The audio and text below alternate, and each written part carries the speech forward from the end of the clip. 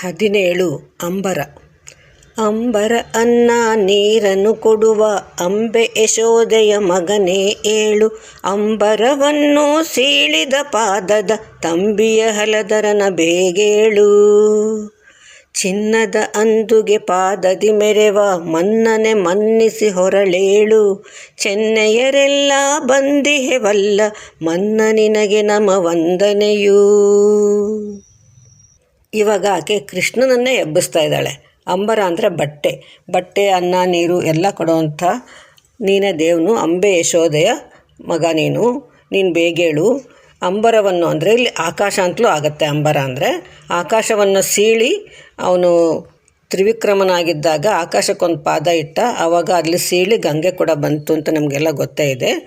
ಆ ಥರ ಅಂಬರವನ್ನು ನೀನು ಸೀಳಿದಿರುವಂಥ ನಿನ್ನ ಪಾದ, ನೀನು ತಂಬಿ ಹಲಧರನ ಅಂದರೆ ಬಲರಾಮನ ತಮ್ಮನಾದವನ ನೀನು ಕೃಷ್ಣನೇ ಬೇಗ ಏಳು ಅಂತ ಕೃಷ್ಣನ ಎಬ್ಬಿಸ್ತಾ ಇದ್ದಾಳೆ.